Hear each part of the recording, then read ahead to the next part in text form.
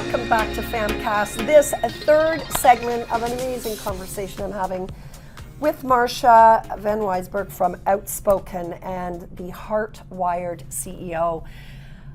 I don't want this conversation to end, and it's not over yet, so hang tight, but I really do want to dive in now to talk about this whole concept of being hardwired, which often we are. In the world that we live in, it's kind of easy to do that, and heart-wired, and what that really means to something that I know both of us love, and it's intertwined in our work, and that's our work with the nervous system. And then we're going to talk actually about tools we use to be in that heart-wired space to allow goodness to come into our lives.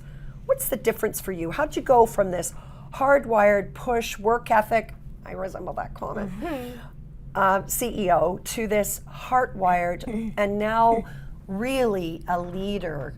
And I love this, and I'm actually getting emotional because you're giving permission for all kinds of really incredible people that are pushing hard as well, but that they get to just breathe and do it with a heart-wired mindset and a heart-wired embodiment that your work is doing, and why it's so aligned. That's why I'm emotional, because it's so aligned with what I believe, but it's not always easy to practice, but it's doable. Talk about the difference between hardwired and heart-wired. Pardon me. So hardwired, again, was how I spent most of my life. That's armored up. It's like just in a space of not feeling, and that's a very disconnected space. I also, in that hardwired space, believe that everyone else has the answer that I don't have. Like, I need something that everyone else has because I don't have the answers. And that also kept me in a space of searching, looking, going outside of myself. And in that space, again, if that's my energy, that's my conscious energy to go and do that, then subconsciously I am telling myself that I am not enough on my own and I don't have the answers. I did not realize that. And also, I'm watching friends grow and scale businesses, and I'm thinking, oh, what am I doing wrong? Right. Like, why can I not do this? And I was so stuck in a strategy loop, like someone else had the strategy. That's conscious mind, that's that 5%. And in the process, actually, while I was doing my master practitioner, I connected with my dear friend, Megan Weir. We learned from each other. We kind of became the embodiment of each other's work. And I watched her growing and scaling her business in a way that felt like she could breathe. Like she could breathe and she had space. And I'm like, well, that's interesting. And I think that there are times in our life where we can look at those things and they can be a trigger, and you can almost find yourself dropping into jealousy of like, that's not fair. Why can I not do that? And jealousy is also like, I'm now in my head. I'm still hardwired. Heartwired is like allowing yourself to breathe, understanding, recognizing your nervous system. How can I, listen to what my body needs? And I had a lot of years of anxious energy to unwind from. I'm going to say that. I really did. And by leaning in through with Meg and doing this work, we started to recognize that, we were mirrors for each other and like beautiful triggers for each other. And we decided to lean in and learn more. And in doing so, I started to embody a lot of the work that she was doing and taking my own tools. Like I was an NLP trainer. I was teaching people how to do this. But I got very serious about doing this with myself. And it completely changed me as a person in the process. And I started to understand that coming back to heart-wired, leading from heart, being safe to be seen, open and vulnerable, and recognizing when something was off and coming back to myself. And it really did help me with my nervous system, subconscious reprogramming. And my business continued to grow and scale in ways that don't make logical sense.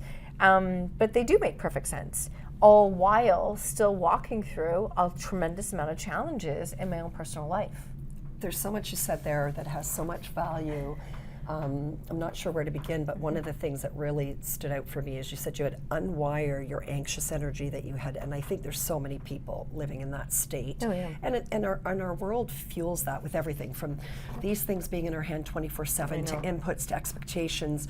got to be all that to everyone, and we don't start to listen to ourselves. And this is where I talked about before the break about this opportunity gap. You know, if I had $1 for every person that I have had the privilege of treating, say, Margaret, my doctor says I'm all within normal range. My blood is this, my that is that, and I'm I'm in within normal range, but I don't feel normal. I don't feel well.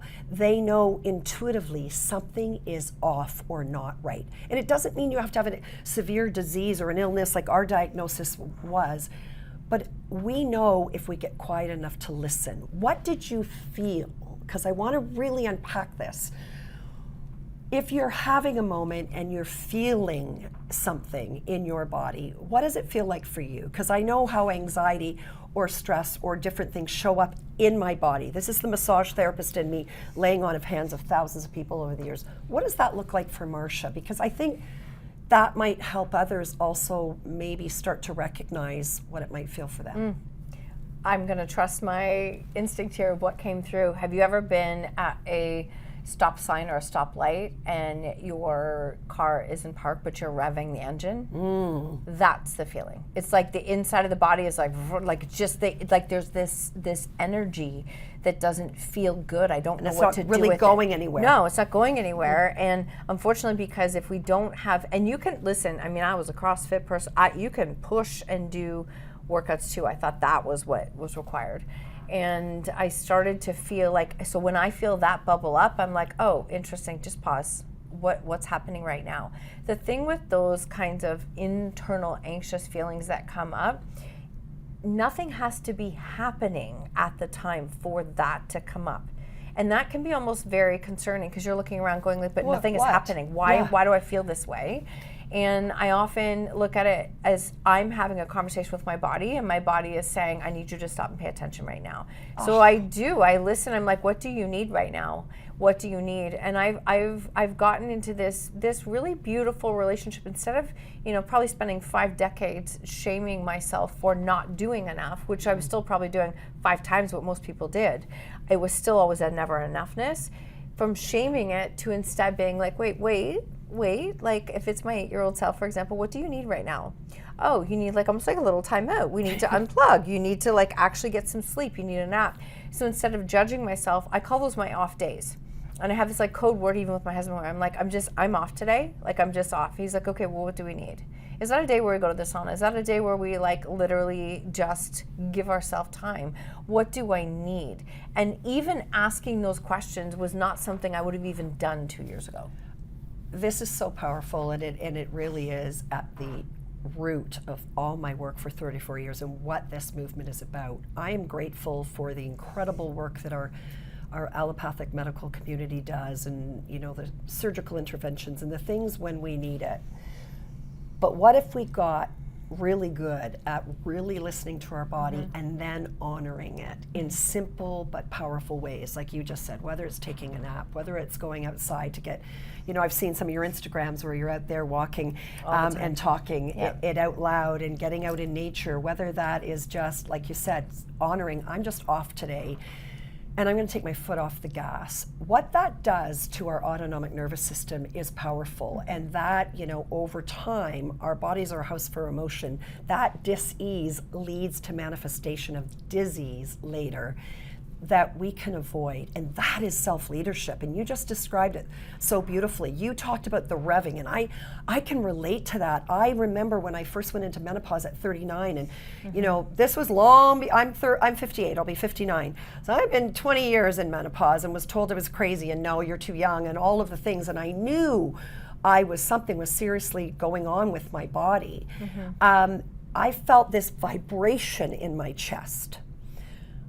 And when I finally had Dr. Christy Prouse, OBGYN, functional medicine doctor, founder of the Institute for Hormonal Health, and a proud FAMCAST, when I was her patient, one of her first times I saw her, I felt like the angels were singing. And she validated for me. She said, oh, Margaret, that's anxiety. And I thought, anxiety? Now I was anxious about having anxiety. What, I have anxiety? But because it was like, what? Because I could never claim it, because then was it going to be a weakness? Or I could just bull through this. I was born in May. I'm a Taurus. I'll just bull through this. As I've done with the 10 surgeries, the 4 bowel obstructions, the lung collapse. she gave me permission to say, well, no, hang on a minute. Let's do something with this nervous system, with your cortisol dysregulation, with your gut, to change that. And all of these little things, you talk about stacking wins. I was just going to say, we have to tie it back to the beginning. Yes, we're going to stack our wins in our toolbox with some of the things. So give me a couple of things you do. You talked about taking a nap. What are some of those things you do to help regulate your nervous system so you can be heart-wired? Just tell me some of the things Marsha has in her toolbox. Well, Marsha's toolbox is big. I've been building it, and the beautiful thing is like what works on Monday might not work on Tuesday. So I was like that. You do 3 times a week of this. I don't do that now. It's like my toolbox is big. It can be everything from like EFT tapping to hypnosis, subliminals, to supporting someone else, writing, journaling. A lot of times I will go into a story or into a podcast. If I feel like something is bubbling up, I got to share it. I will record a podcast because it's like that is a service thing. It just moves the energy. It does. And it also giving, because we're both very, we get a lot, and there's a whole day in Preventative Health Month. Every February 10th is Giving Back is Good for Your Health Day, and there's science around this. It really is. I mean, you pouring out and being vulnerable, as you said, which for someone like you mentioned that was very hard. There's a lot of judgment. Maybe that wasn't the way you were raised. What are people going to think? But when we do that, the difference it has in our nervous system, which as a result in our vascular system, it is widespread, the impact that has. I love that you're sharing all these tools. Yeah, and you definitely, I continue to stack them in there, and then I have people in my circle who, if I send them a message and I'm like, okay, I'm really struggling today, and they're like, okay, drop the voice note, I will drop the voice note. And they're not the people that we just get into a bitch session. They're the people who will be like, did you hear yourself say this? And I'm like, oh, I didn't. Okay, thank you. I needed that. I have to get out of myself sometimes to be able to see and hear it differently. Yes. So I have built that as well. And then almost always when I stop, give myself the time, recharge. I think if we listen more, maybe it's like a half a day, I can actually recharge. Whereas before I used to push to burnout and then it would take me weeks to come back. Yeah. I don't desire that anymore. That I'm not building my business that way. That's not in alignment with my values at all. And now instead, if I listen, all of a sudden I can recharge much faster. But more often than not is when I get a DM, a new client comes in, something that happens, and I stop and I pause and I'm like, interesting. It gets to be easy. I am rewarded for allowing myself, the best of me gets to come forward because I did listen. And honestly, that repeatedly over and over is how my business has continued to build. We literally almost have 3 businesses now, and that they didn't exist 2 years ago. That's what I talk about. We grow capacity because we feel safe to hold what we're building. But the change is that the external won't make you feel safe. You have to feel safe here. And most people will feel safe when they have the money, when the client comes in. I'm like, no, can you actually feel safe when it looks like nothing is working? Absolutely. That's the nervous system work, is can you feel safe then? And then you start to grow the capacity. And so without that inner work, you can have all the wins on the outside, but what happens is that you haven't built the capacity to hold what you're building.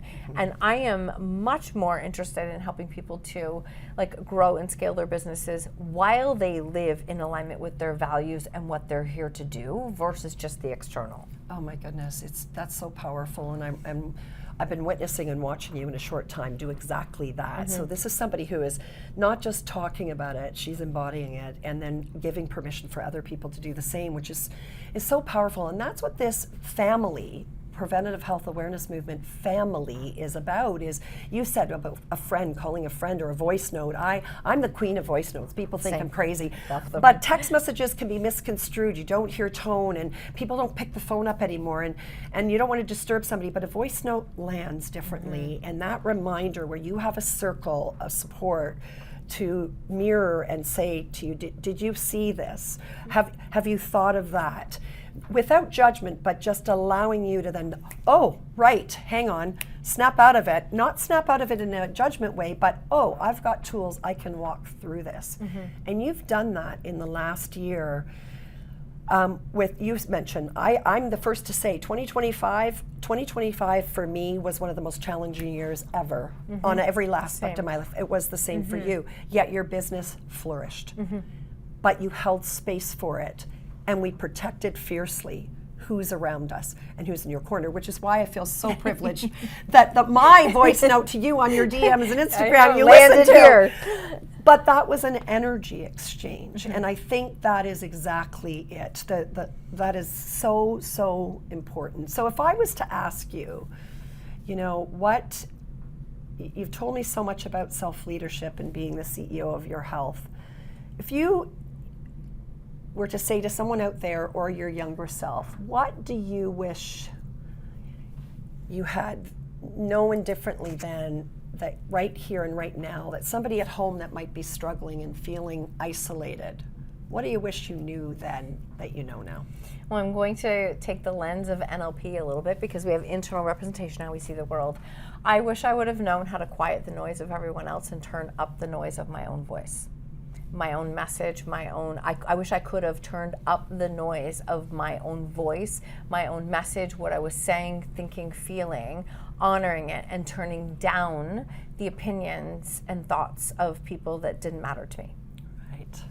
Not easily done, but it's doable with the people like you, like this family, and the willingness to get uncomfortable, roll up your sleeves, and do the work to be the CEO of your health. But the outcomes, I mean, you've seen the difference even amongst some of your hardest days, the impact that can have. That's so beautiful to think about that.